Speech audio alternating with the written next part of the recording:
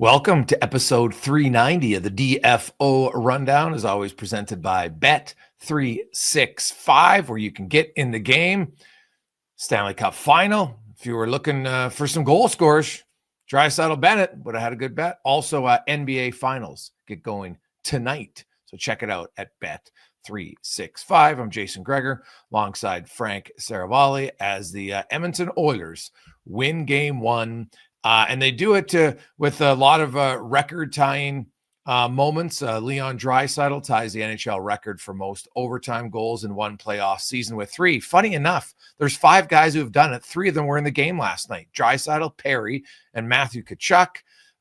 Also, Draisaitl ties the Oilers record for most overtime goals in one playoff. You have the Oilers ending the Panthers' run where they were 31-0 when they led after either the first or the second period under Paul Maurice since 2023. It was wild, Frank. Absolutely wild game, physical battle, and really almost like a game within a game.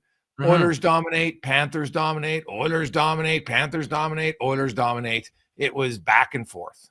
First off, it was a party in Edmonton last night. It was awesome to be there to witness it. Oilers have their first lead in a Stanley Cup Final since 1990. Remember, they didn't have a lead, obviously, last year, and not in 2006 either. So, pretty significant moment. Another stat to throw at you since you just had a few. How about Mattias Ekholm became their 20th different goal scorer these playoffs?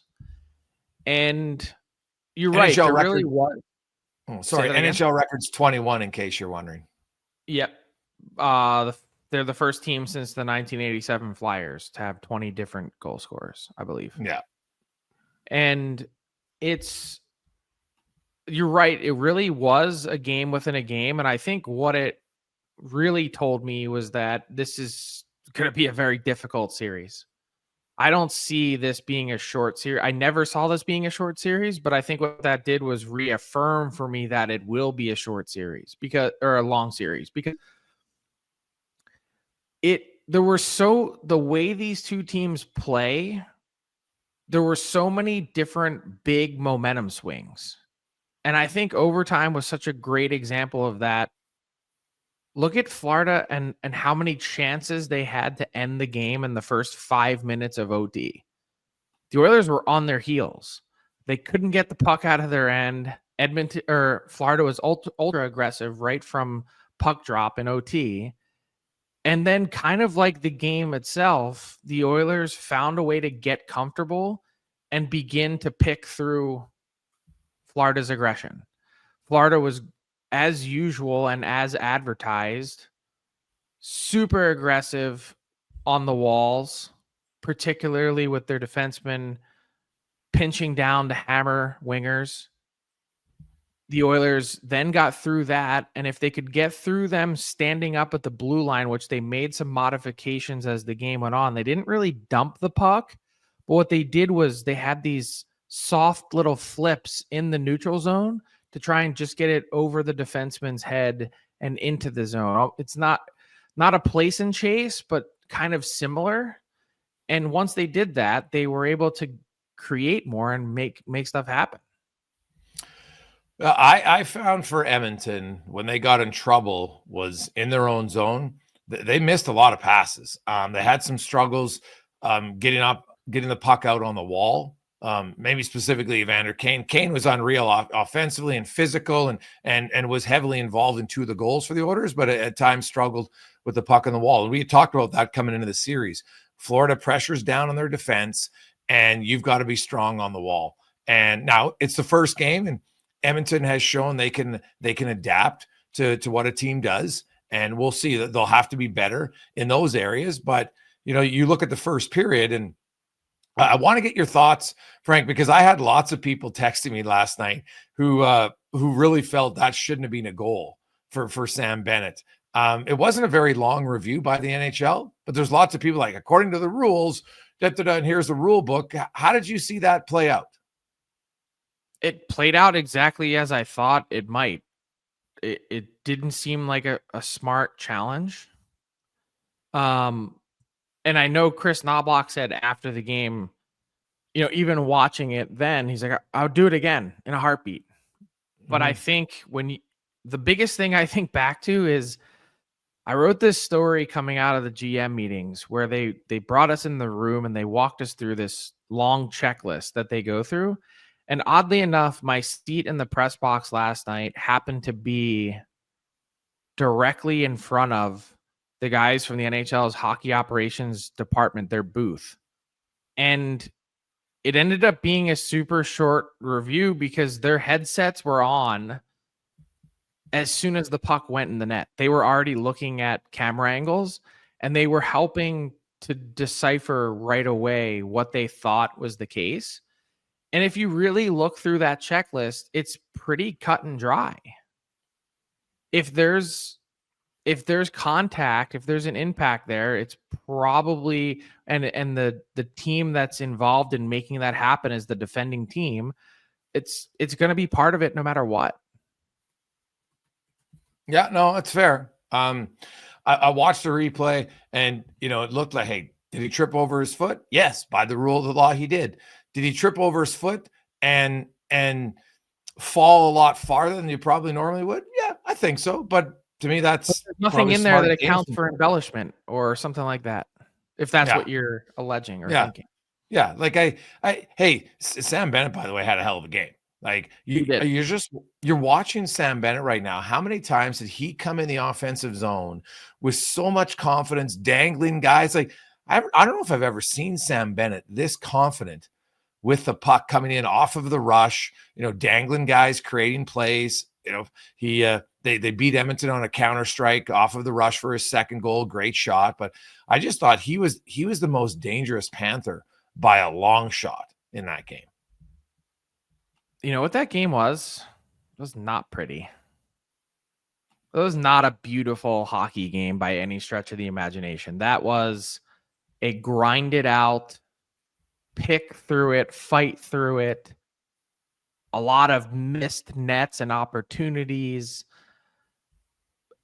It was, I think, a mashup of two teams that like to play very specific ways. The Oilers hate to dump the puck.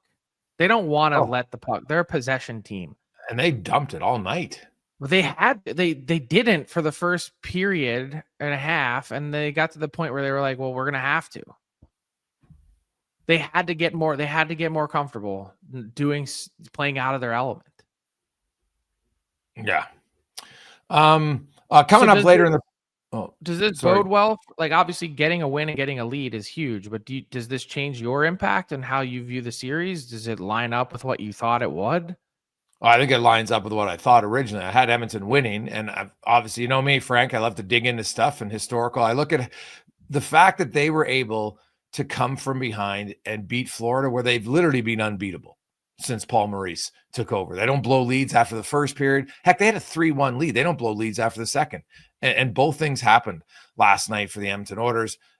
Their big guns scored, which they always seem to do. Their depth guys, like you look at players that were added this year. Jake Wallman had a big assist, had some key blocks. Kasperi Kapanen might have been the best order forward of the game. He was phenomenal. He would have scored that goal in overtime. That would have gone down as one of the greatest overtime goals we've ever seen. He was flying, had 2 assists, was physical. Victor Arvidsson scores a goal. I thought Stuart Skinner in the second period was excellent for the Edmonton Oilers and really kept them in the game when they got outshot 16-4. And history for this Oilers team, where they've struggled in the playoffs has been early in series. That's just how it's always been. They're not a game one team. Yeah. And they've gotten better the last few years, just game 1, game 2, and game 3.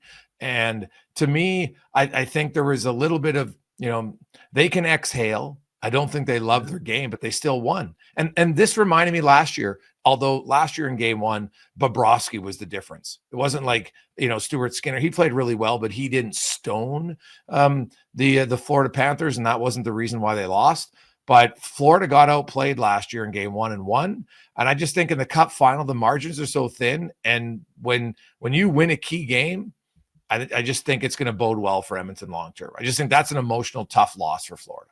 I'm glad you mentioned Skinner. I loved his game last night. I thought he was very aggressive, which was huge. He wasn't letting Florida dictate to him how he was going to play.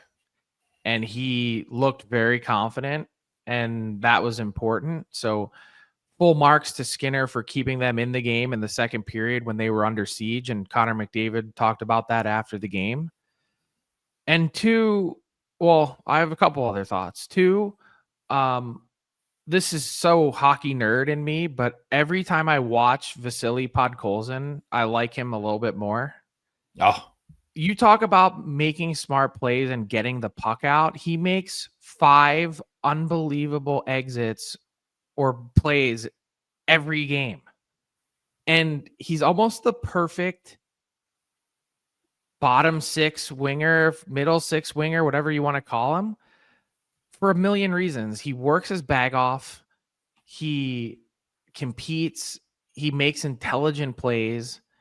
And maybe the best part is, because he doesn't put up a lot of points, he's never really going to cost you a lot on the cap.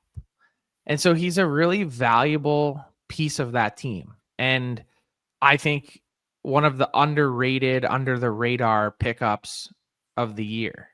And you mentioned Kapanen waiver claim, thinking that his career is over. This is his last chance. He was talking about that last night after the game. You were standing there, I think. yep. And so Podkolzin, he's a gifted guy in making smart decisions. So that's important, especially against this Florida team. And 3, I think we have lauded, and rightfully so, the Florida Panthers' depth all playoffs. That the fact that they have 3 lines that can score and score consistently and score in key moments has been critical to their success. But I think what we noticed last night is Florida is a 3-line team and the Oilers are a 4-line team. Look at the ice time. Yeah. Jonah Gadjevich played 6 minutes. And then if you think about the way that the Panthers deploy their defense, deploy their whole team, it's still pretty skewed. They had 3 defensemen. We basically got 1 full overtime period, so 4 periods. They had 3 defensemen that were north of 30 minutes. The Oilers had 1. And if you look, and McDavid played north of 30 minutes as a forward, which I thought he had a really interesting game. I thought he had a huge penalty kill in the first, was really pretty average for a large stretch, and then had a lights out third period and was pretty good in OT. But the Oilers might have a real advantage if this is a long series, a compounding effect of the wear and tear on their players. Because the Oilers, it's their ice time is way more measured. It's way more spread out. Yeah. Do you buy that? 100% I do. The Oilers, if we going by minutes, their 4th line is Podkolzin, Janmark, and Arvidsson, and they were the Oilers' best line in overtime. They kept driving the play. They scored that huge goal to make it 3-2. Like, because the only time the building was dead, Frank, was when it was 3-1, and it was kind of lifeless. And they scored that goal, and that brought all the energy back to the crowd, and I think probably brought some energy back to the team. And like I said it going into the series, Matthias Janmark is such a smart player. He's an excellent skater. Podkolzin, I thought, had an unreal game. Like he made that one move coming down the right wall around the defense. Forsling rushes to the net, forces Bobrovsky to really good save. Arvidsson, of course, scored the goal. But you're right, like they're depth guys. Like if you look at, like you can't really differentiate between really their 3rd and their 4th lines, because you look at the minutes and Janmark and Adam Henrique and Trent Frederick and Podkolzin and Arvidsson, and they're all fairly similar. And then on the back end, you mentioned Bouchard was over 30, and then every other defenseman's 23 to 25 minutes.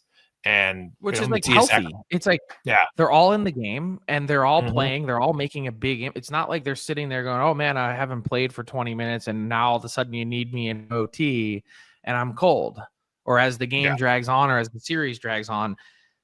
I mean, a lot of teams say it takes everybody, but I think that's actually pretty accurate with the Oilers. I mean, you mentioned the ice time. Trent Frederick had the lowest on the team and he played 13:36, which is double Gadjevic's 6:04, more than double. Yeah, like look at Jake Wallman. He was, quote, the number 6 defenseman on the Oilers last night. He played 23:04. Only 7 Panthers played more than him. So he played a lot of minutes. He had an assist. He had 5 shots, 4 blocks, 3 hits. Like, he was really impactful in that game last night. And depth matters. And I argued it before the playoffs began. I thought Edmonton's depth was just as fine up front, and I actually liked their back end better because of their third pairs specifically, and getting Matthias Ekholm back. So if this series does go long, the extra wear and tear on the back end of Florida is likely going to be noticeable, because Kulikov and Schmidt, now it's not like they didn't play, but they played 17 and 18 minutes in an overtime game, which means they were kind of on pace for about 13 in a 60-minute game. Which, it's like all you could ask for. I don't know. I thought that's an important process point as we move on. One thing I should mention, actually, the last time a team had 20 goal scorers, it was 2019. Both Boston and St. Louis. The Bruins had 21. The Blues had 20. So the Flyers they own the record of 21, tied with the Bruins. So I knew the 87 Flyers were in there somewhere. They were involved in it for sure. The other note in the game, Frank, was, have you ever seen, and can you recall, 3 penalties in a span of 24 seconds in a Stanley Cup final game? Like, that was a wild sequence. Penalty. It was, and all of them were deserved penalties. That was a crazy, because you're looking, okay, hey, they're going to go back on the power play, and then Corey Perry takes a penalty. Oh, and then Aaron Ekblad negates the 4-on-4. It was just a wild sequence, because outside of those 3 penalties in that span of 24 seconds, you had the delay a game, and then the other delay a game was the incorrect challenge. It's really it. Right. And those penalties really slowed down that period too. Like the flow got beaten out of that game. Yeah. In the first. Yeah. But it was an interesting moment to see how bang, bang, bang with the power plays. And neither team, it's funny, Edmonton looked more dangerous 5-on-4 than they did 4-on-3. The 4-on-3 was almost like, what do we do here? And I didn't think they were as dangerous generating chances as they were. When Nosek threw the puck over the glass, did you think it was good night, Irene? Never really sure with late period power plays, to be honest. Like, it's hard to, like, I knew it was an opportunity, but it kind of felt like the longer OT dragged on and the more chances the Oilers had and didn't convert, that it felt like Florida was going to find a way to sneak one in. Yeah. Because after the first 5 minutes of overtime, Edmonton controlled it. You're right. Yeah. For the next 13, 14 minutes, they had the bulk of the play and had glorious opportunities and couldn't convert. And by the way, they don't make it there, go back to Skinner, without him making some huge saves over the course of the game. Like, how about that one moment where there was the puck squirted off the dasher in an odd way and right to Florida, and he, very aggressive and challenging it. I just thought he looked really confident.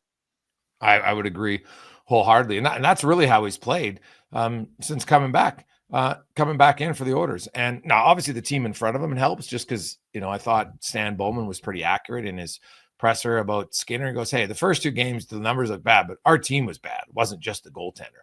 And I think that was very fair. We will get, we're going to go to Ty right now. Some news, of course, Marco Sturm, we'll talk about it. He was just officially announced as the head coach of the Bruins, the Penguins. So all the head coaching jobs are filled. We'll talk about that. We're also going to get into award season, which is already ongoing. But first, we'll bring in Tyler Yaremchuk. What's up, boys? Ready to roll with a new edition of Buy or Sell, brought to you by Bet365. Get in on the action for the Stanley Cup Final, an official partner of the Stanley Cup playoffs, and they got you covered from game props, player props, totals, and money line. Whatever your bet, it's never ordinary at Bet365. 5. So let's start with, well, you just kind of teased it, the coaching news. The Bruins and Penguins were the last 2 vacancies. I'm sure you guys will give your takes on both Marco Sturm and Dan Muse. But let me just ask you, if you had to buy on one of the Penguins or Bruins improving on their point total last year, which team would you buy on, Frank? The Bruins, and it's not really much of a question. Oh. Okay. Part of it just starts with Jeremy Swayman having a better season. You're instantly going to have more points. They also have a top 10 defenseman in the world in Charlie McAvoy and a top 10 forward in David Pastrnak, a play-driving winger. They had so many guys have disappointing seasons. Hampus Lindholm hurt. Charlie McAvoy missed the last chunk after 4 Nations. And Elias Lindholm was on a milk carton for most of the year. I'd imagine that they all find a way to, in some way, shape, or form, have a bounce back. And then let's see which team is more aggressive this summer.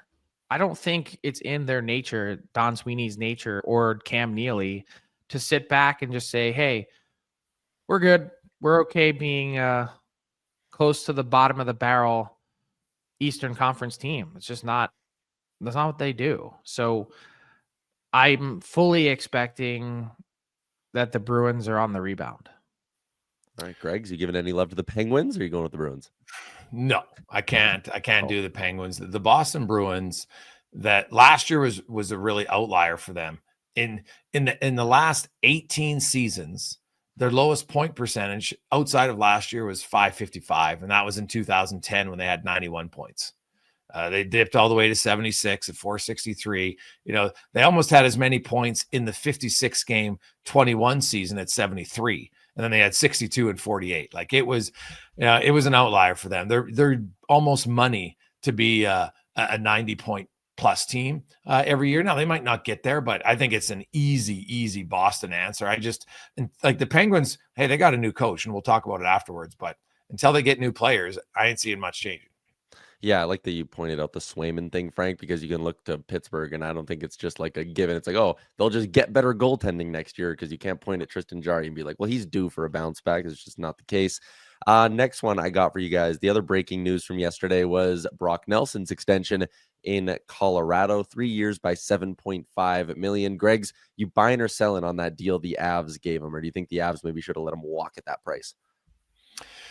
It's an interesting contract for me. I look at Brock Nelson. What he's kind of more of like he's been over 60 points, I think, twice in his career. He's now older. Like this, I was surprised by that number. Now I like the term. I'm a big term guy. The salary cap hit, whatever. Term is usually what kills you. So I think he'll be fine. He's a pretty consistent player. Depending on who he plays with, he's probably a 55, maybe we'll get to 60 point type of player. So if you go by my numbers of, I like every mill for 10 points, especially more so guys over 50. Yours? That's not yours. He'll come up with it, but did you just claim that as your own? I'm pretty sure that was me like 2 years ago on this pod, 3 years ago on this pod. You guys have both talked about that a lot. Yeah. Go ahead. I know. Never heard of we'll it. say ours.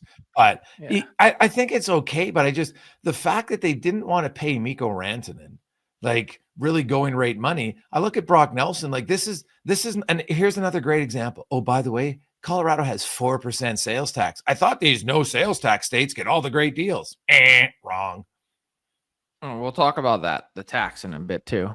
Well, this is market value. First off, like there's not a single penny discount given by Nelson to the Avs. So it's basically like, from his perspective, I got a little taste of Colorado.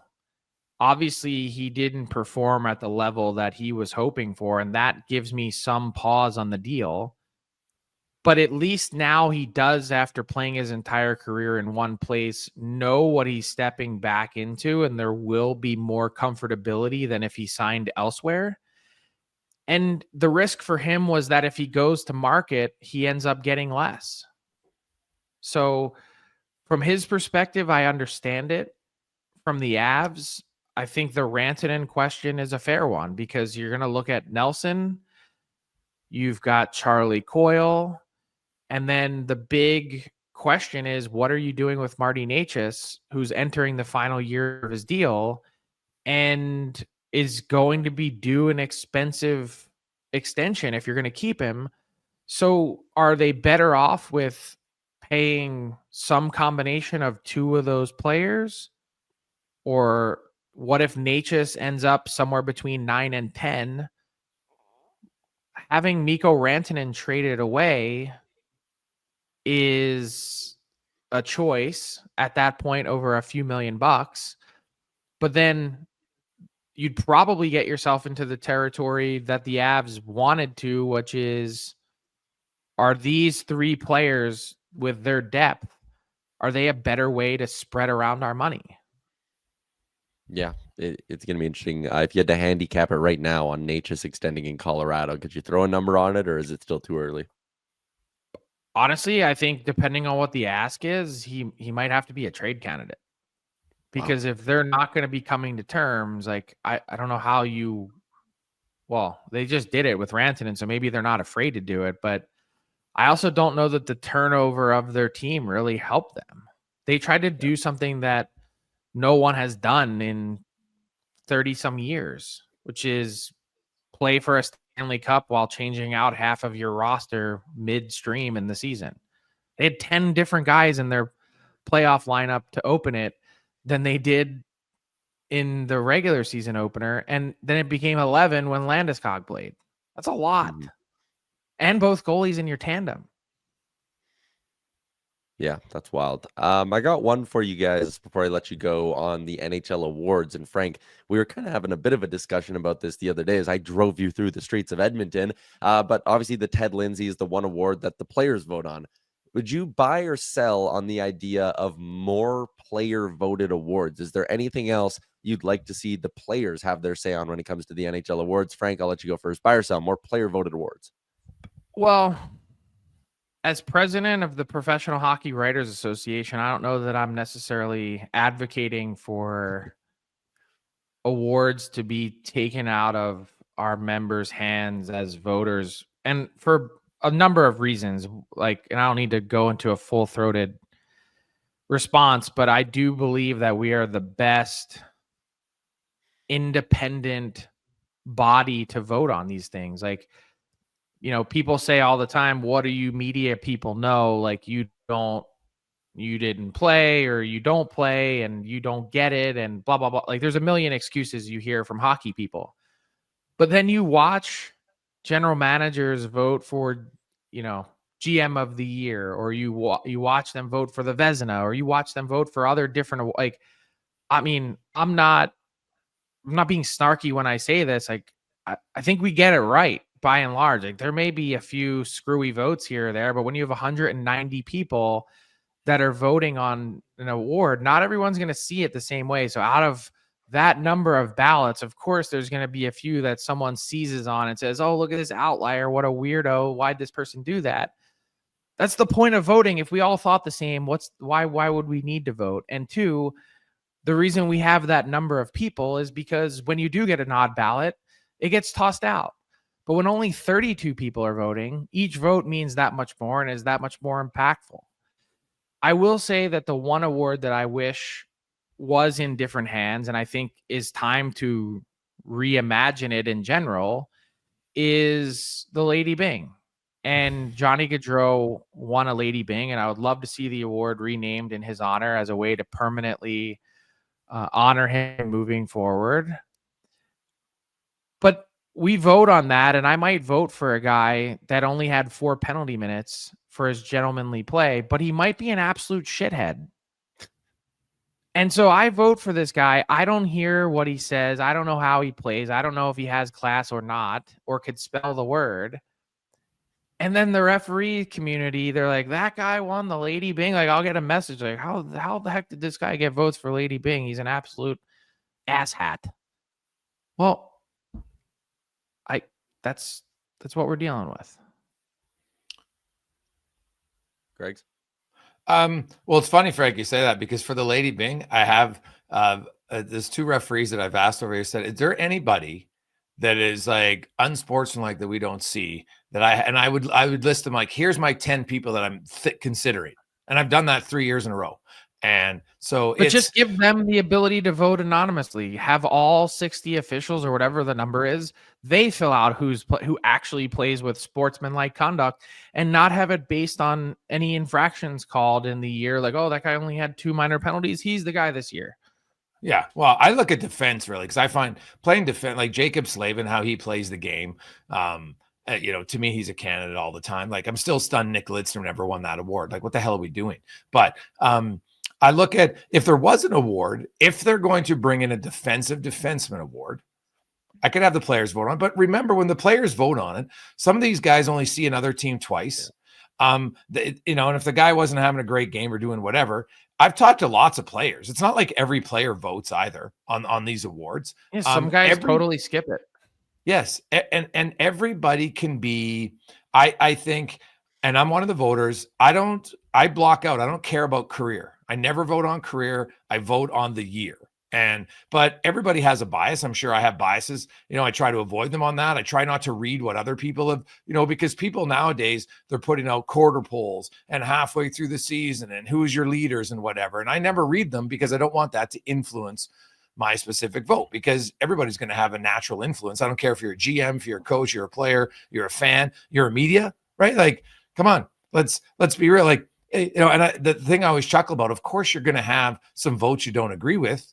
But if ultimately it's right, does it matter that it's not 100% right? Like, who cares? Did the guy that's supposed to win? Well, yeah, but this guy got some votes. Who cares? It doesn't change it.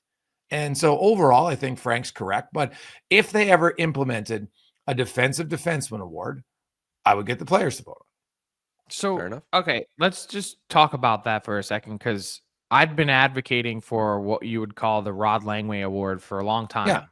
It's like the Selke basically for defensemen, isn't it? He's the only guy. Well, in the NFL, they just created an offensive lineman award, which is kind of awesome.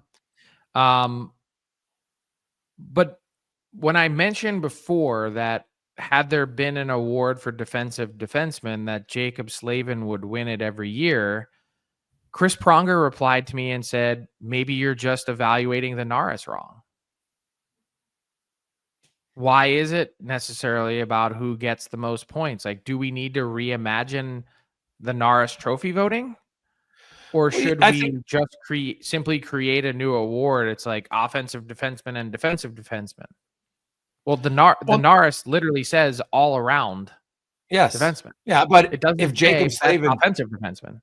Yeah, like if Jacob Slavin's the best defensive defenseman, but then you have a guy who's great offensively, but who's pretty good defensively, and Jacob Slavin's not bringing you much offensively, well, that does impact the voting. So it's hard to give a Norris to a pure defensive defense. Now, I know Rod Langway did it way back in the day, so it's plausible, but I think it's hard to do it. And just remember, like, even if the players vote on awards, the year Gretzky had 215 points, he didn't win the Ted Lindsay. Okay? Like, enough said. Yeah, that's totally fair. Sometimes the players aren't always going to get it right either, as weird as that sounds.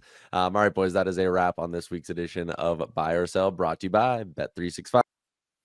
Does Rod Langway have one of the best nicknames in the history of the game? I don't even know what it is. Played in Washington, the Minister of Defense. That's pretty good. Yeah, well, it works. And by the way, like, in the Hall of Fame as a defenseman with those type of numbers, like, it speaks to his impact. It's crazy how little offense he generated. Especially in an offensive era too, but in an extremely offensive era. And I think maybe that's why it stood out that he was that good defensively in a highly offensive era. Frank, the coaching carousel has been complete, unless there's somebody else who gets let go here, and it is June 5th, and I guess it's possible, but it seemed a little rare. But Pittsburgh and Boston have now filled out. Marco Sturm officially announced today, Dan Muse in Pittsburgh. What do you make of the two hires? Anything stand out for either one? Well, I think for let's start in Boston, because I think Marco Sturm was someone very clearly building toward an opportunity like this one. Had coached overseas, came over to back to North America, and really put himself in a position to learn. Like, he came over and was a trendy right away. It was like, hey, this guy's he could be an NHL head coach pretty quickly. And then I think there's an important process to how he arrived at this point. Really spent a lot of time learning in some key situations under top people, and was a sponge. And so I think that part is really important. And then the familiarity that he has with the Bruins, being a player that spent 5 seasons there and understands what that market is like, understands what the expectations are, and can manage all of that, I think is critically important. He comes in with a very clear point of view, and that matters. Yeah. No,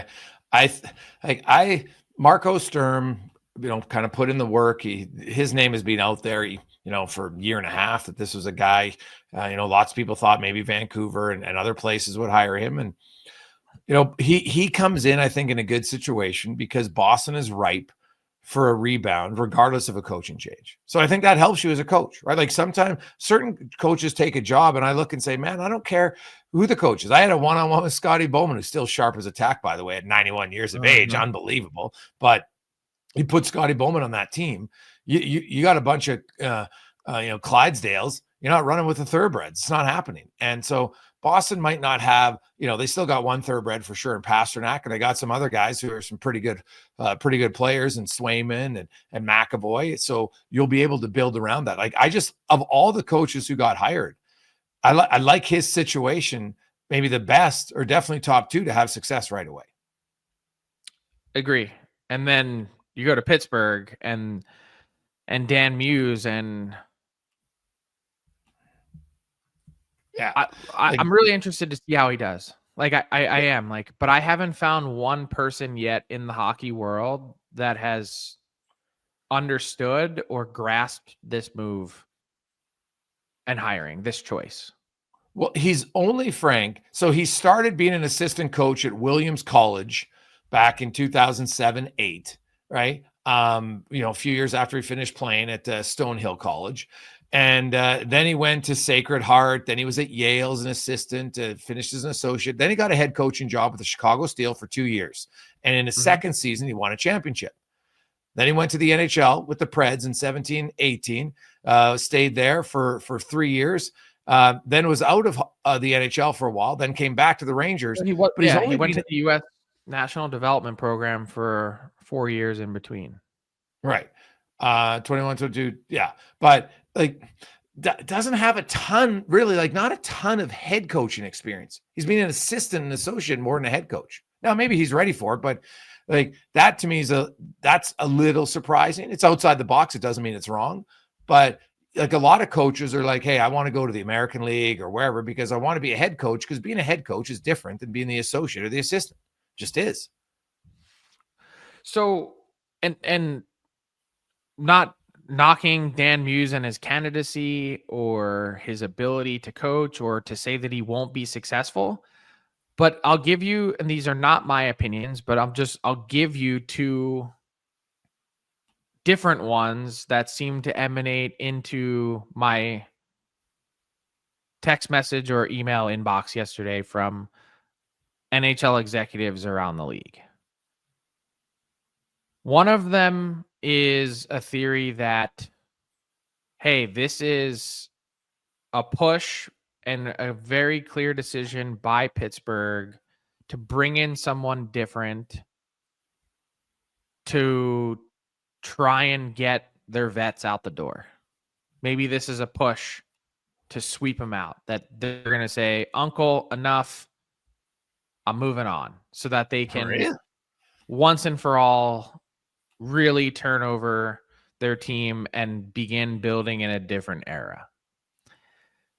I don't know how much validity there is to that, but I do think that part of the oddity of this hire is that one of the first things you think about is how will Dan Muse, never having been an NHL head coach, never really having been close to being an NHL head coach, how will he interact with Sidney Crosby? How will he manage multi-time Stanley Cup winners on a daily basis? So interesting thought process. And then the second and way more common was, this is Kyle Dubas once again telling everyone that he's the smartest guy in the room, that he can make the out of the box hire, that he knows better, that he is so much further ahead than everyone else, that he thinks of a guy that wasn't really on anyone else's radar. It's a fair point. And you look at, can you have any of his outside the box ones worked? Have any of his moves, period, like big worked? moves? Yeah, like John Tavares. I don't know if it was necessary. I don't think it worked. Never got it outside the second round. Erik Karlsson clearly hasn't worked yet in Pittsburgh. So like those are some pretty significant moves. And so we'll see. Like I'm a big believer. Your coach is only as good as your players to a point. I think a coach can help a B team, maybe B plus, maybe A minus, maybe. That's probably still a big stretch. You ultimately need a coach who knows how to communicate with his players. But if you have good players like Paul Maurice, I still remember some people thought, oh, geez, the Panthers. Remember, go look at Twitter when they let go of Andrew Burnett and brought in Paul Maurice, and people, oh my God, what a tire fire, what a terrible decision. And obviously they were wrong. And so Bill Zito, who it's hard for me to question a lot of Bill Zito's moves because I can't think of a real bad one he's made. Big trades, he crushes it. The Paul Maurice hiring has been unbelievable for them, as all they do is get to the Stanley Cup Final, and that's all you can ask for. You can't have much better success than that. No team's won more playoff games or played more playoff games than the Panthers under Maurice. We mentioned it off the top of the pod. Heck, they never even blown a lead, Frank, if they lead after the first or second periods combined. Like, are you kidding me? So, certain he was the right coach for that team, but they also had lots of good players. Pittsburgh doesn't have that right now. Like Sidney Crosby's really good. But despite Sidney Crosby at his age having great seasons, they still missed the playoffs, right? This is Malkin's last year, Frank, before he's at UFA. And so that's why I'm not sure I buy that theory, because it's like, well, Sidney Crosby's not the problem in Pittsburgh at all. Now, maybe you want to trade him to get you some young prospects. I understand that, but he's not the problem. And Malkin's in his final year of his deal. So you could, at worst case scenario, he plays it out and then you just don't re-sign him. Yeah, I don't know that the theory holds weight either, because not only is this Malkin's last year, but Letang has kind of very quietly raised his hand last summer, maybe the summer before, to say, hey, I'm open to doing something. His contract's not tradable. So I think he'd be willing to move on. And then there's Sid, and no one's wishing away Sid. Like, he's a magical player still at this age and drives and carries that team way further than they probably should be. So look, no manager, no player, no coach, no one bats 1,000. No one is perfect. Even you mentioned Bill Zito, and as you look at his, as amazing as his tenure has been and is gunning for a second straight Stanley Cup, there are still moves on his resume that aren't great. The Claude Giroux trade and the Ben Sherratt trade, like, they made some significant mistakes to start. Like, it's just reality. It's life. Ken Holland he talks about this all the time. Like, if you're in the game, if you're in the arena, you know that you're going to have some big screw ups, but you hope that instead of it being a grand slam home run that you give up, that it's a single or a double, and that your team can recover, and that if you're going to continue to remain aggressive in the best interest of your team. I hope and wish Dan Muse all the success in the world. I do. I hope that we can play this clip 5 years from now and say, this guy's an absolute genius. And the next one that, that's the other part of the funny part about this is, a lot of people clamor for new blood and let's get some fresh faces in here. Why are we doing the retreads? It's always the same guys over and over and over again. And then the same people that say that are the ones bitching when a hire like this is made. Can't believe they'd go outside the box and do this. Well, which one is it? Yeah, no, that's valid. Few other things before we get going. Nikita Kucherov wins the Ted Lindsay, voted on by the players. A lot of people thought he should have won it last year, but he gets it this year. And what do you make of that? And now the Lindsay and the Hart, I know people always see, but people have to understand the wording of the rule is very different. The Hart is most valuable to your team, not the best player. Just have to point that out. If it was the best player, it'd be the exact same award. The awards are different. Even though a lot of times it can be the same guy, the awards are different. Yeah, and I think it's a really important distinction and why there doesn't need to be change to either one, because they are different. And if you can process the difference, then you understand how they arrive at those points. And you're right, sometimes the most valuable player is the most outstanding player. I don't think they're going to be the same this year. I think I can say that pretty confidently. And when it comes to Kucherov and his season, I'm really glad that he was recognized, because as disappointing as his playoff round was and the Bolts falling in round one, which again has nothing to do with a regular season award, he should have won the Hart last year. I voted for him as my number one guy. I just think part of what he does gets lost. The subtle and consistent excellence of his game is, it really takes, and I'm not saying like you have to be a hockey savant to enjoy it, but it's not, his greatness is not always hitting you right in the face. And when you see that mixed with team success, mixed with some pretty incredible and eye-popping point totals, this is a guy that really is one of the 3, 5, 7 best players in the world.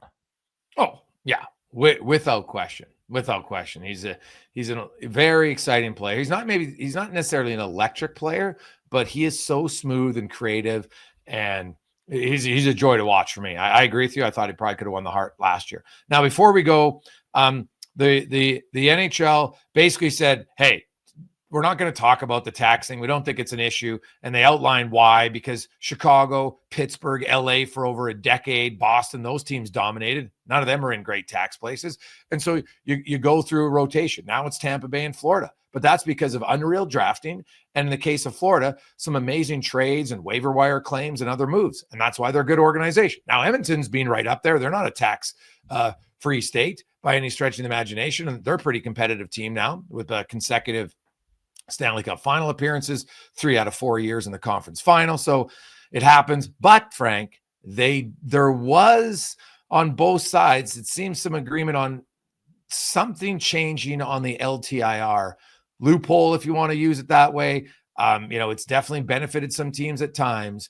And I'm curious to see where we see it. Is it going to be your Stanley Cup roster on a game-by-game basis has to be cap compliant, which would still be a benefit for teams because that's only 20 skaters and not 23.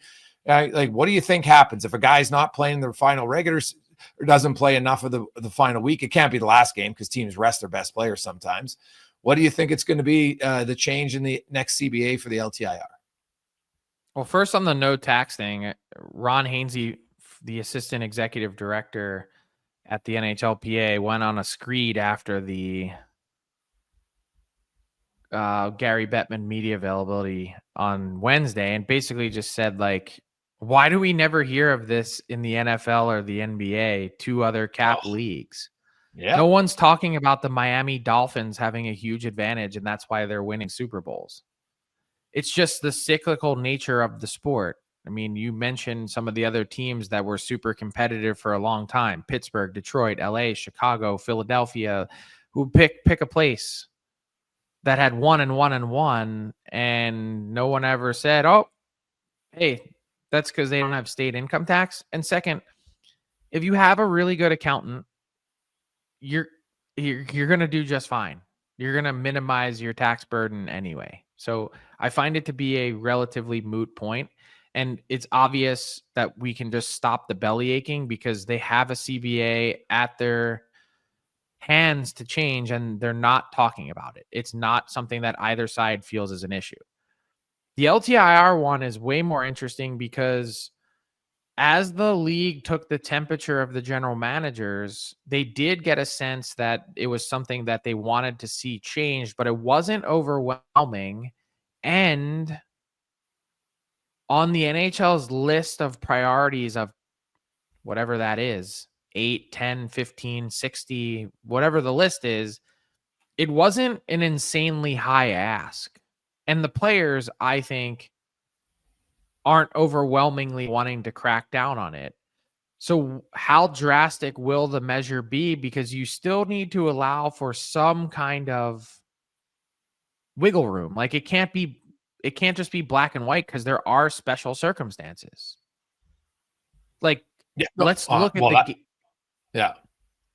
look at the Gabriel Landeskog one. Like he hadn't played in years, but then people are saying, "Oh, of course, Colorado went out and spent that money, and then he comes back in the playoffs." But like, does anyone think that the Avs were stashing Gabe Landeskog and purposely traded for additional contracts? I think what should be really scrutinized is the timeline and when surgeries are had. That to me is the big difference. Is like the reason why I fully and firmly believe that the Tampa Bay Lightning acted in a manner that was not appropriate years back when they won their cup is because the season ended in September with the cup final, and Nikita Kucherov waited until Christmas to have surgery, knowing that the next season was going to be shortened and that he would miss the entirety of it. That to me is suspect. If your season ends September 20-something and you're not having surgery before the second week of October, what are you doing?